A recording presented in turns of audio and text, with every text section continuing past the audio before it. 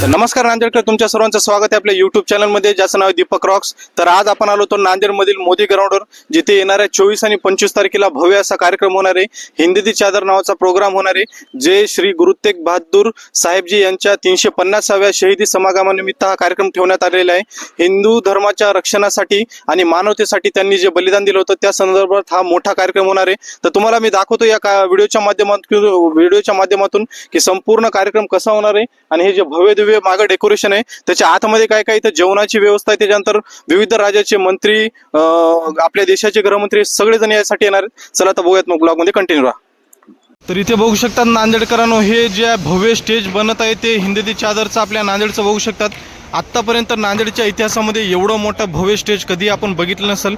आणि पुढं बसण्याची सिटिंग व्यवस्था बघू शकतात, म्हणजे तब्बल लाखोंच्या संख्येने तर लोक बसतील, एवढं मोठं भव्यदिव्य असं बांधकाम आहे. आणि ह्या कार्यक्रमाची वेळ आहे सकाळी 8 वाजल्यापासून ते संध्याकाळच्या 10 वाजेपर्यंत हे कार्यक्रम चालणार आहे. त्याच्यामुळे तुम्ही वर जर नजर टाकली तर वर बघू शकता संपूर्ण LED लाईट कवर आहेत. म्हणजे रात्री 10 वाजेपर्यंत हे कार्यक्रम चालणार आहे. तर पूर्ण LED कवर केले त्यांनी वरून. आणि साईडनं सुद्धा बघू शकता तिथं पुढे पूर्ण बसण्याची व्यवस्था आहे. तिकडे सुद्धा LED लाईट आहेत, इकडे सुद्धा LED लाईट आहेत. त्याचनंतर कूलरची व्यवस्था आहे, जागोजागी CCTV आहेत.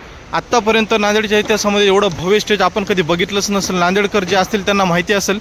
आणि हे बघू शकतात पुढचं स्टेजसुद्धा कमीत कमी 35 ते 40 फुटाचा बहुतेक स्टेज आहे, आरामशीर असेलच एवढं मोठं. आणि ह्याचं डेकोरेशन तुम्हाला समजलं असेल की सेम टू सेम आपल्या नांदेडचा जसा गुरुद्वारा आहे तसंच असं भव्य असं बांधकाम आहे. नांदेडकरांनो, जास्तीत जास्त या कार्यक्रमाला उपस्थित राहा आणि आपल्या नांदेडकरांचा भरभरून प्रतिसाद या कार्यक्रमासाठी द्या. राज्य शासन आणि आपल्या नांदेडचं जे गुरुद्वारा बोर्ड आहे त्यांच्यातर्फे संपूर्ण कार्यक्रमाचं आयोजन केलेलं आहे. चला तुम्हाला अजून पुढे दाखवतो काय काय बघण्यासारखं. इथं बघू शकतात मित्रांनो, इथे तब्बल 10 ते 15 लाख भाविक येणार आहेत, देश विदेशातून सुद्धा येणार आहेत. तर त्यांच्या जेवणाची व्यवस्था आपल्या गुरुद्वारा बोर्डातर्फे झालेली आहे. इथे लंगरसुद्धा चालणार आहेत. टोटल 8 ठिकाणी चालणार आहे. एका ठिकाणी 2000 लोक जेवतील, एवढं मोठं असं भव्य आहे. आणि हे जे आहे ते संपूर्ण किचन एरिया आहे.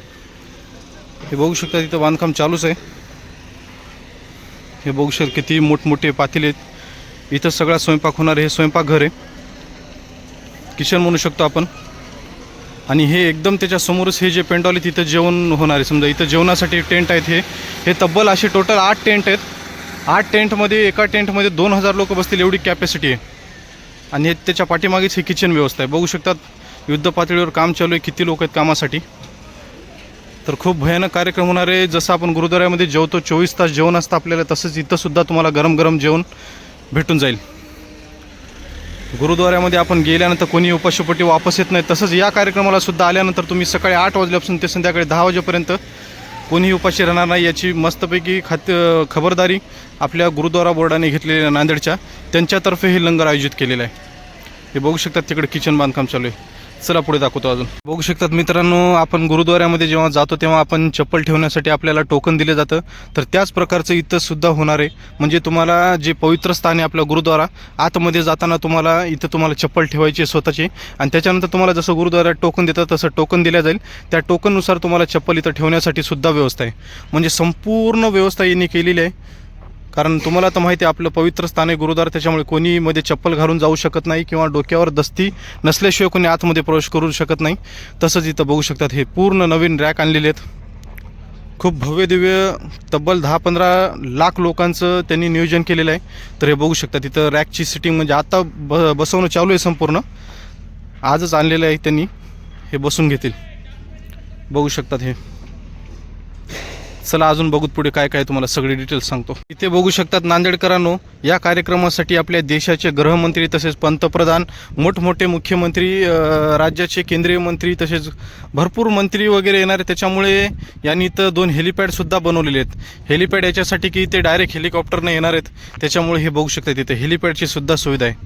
म्हणजे कार्यक्रमाचा तुम्ही अंदाजा लावू शकतात की एक नांदेडमध्ये 2 हेलिपॅड बनवलेत या एका कार्यक्रमासाठी.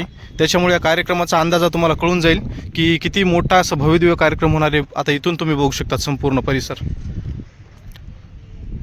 संपूर्ण 52 एकरमध्ये हे जे आहे ते मंडपचं काम चालू आहे, पेंडॉल वगैरे टाकणं. संपूर्ण 52 एकरचा परिसर आहे हा नांदेडचा. मोदी ग्राउंड म्हणून, अशी मोदी मैदान म्हणून ओळख आहे या ग्राउंडची, सगळ्यांना माहिती असेल. आणि हे हेलिपॅड बघू शकतात.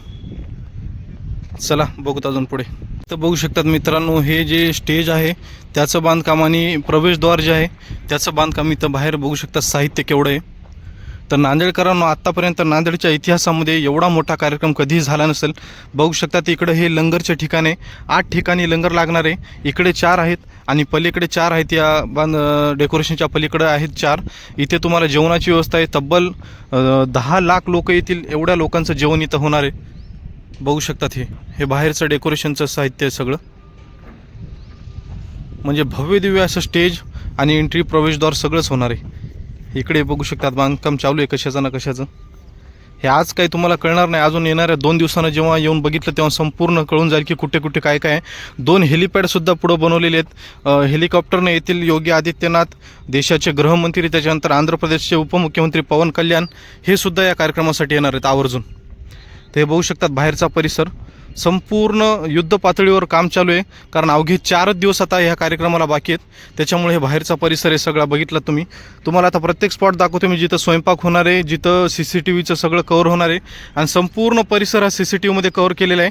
त्याच्यामुळे इथं कुठलेही काही वाईट प्रकार तर होणारच नाही.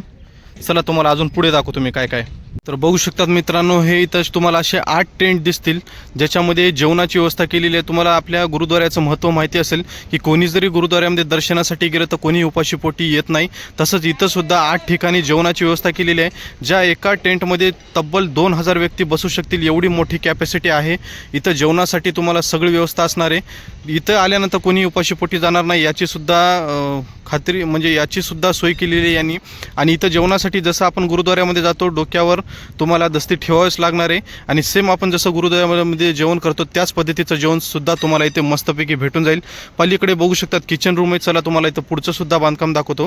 हे खूप भव्य आहे. म्हणजे 10 लाख लोक येतील एवढी कॅपॅसिटी या कार्यक्रमाची आहे. 10 लाख लोक येतील असा अंदाज आहे. त्याच्यापेक्षा जास्त येतील. आणि त्या 10 लाख लोकांचं जेवण तुम्हाला या ठिकाणीच असणार आहे. हे जेवणाचे पेंडॉल आहेत. चला बघूत पुढे अजून. नांदेडकर हा होता संपूर्ण ब्लॉग. जर ब्लॉग आवडला असेल तर ब्लॉगला नक्की लाईक करा, कमेंट करा आणि जास्तीत जास्त शेअर करा. ज्यांनी अजून आपल्या चॅनलला सबस्क्राईब केलं नसेल त्या नांदेडकरांनी चॅनलला नक्कीच सबस्क्राईब करा. भेटूयात पुढच्या ब्लॉगमध्ये. तोपर्यंत सगळ्यांना जय महाराष्ट्र, जय नांदेडकर.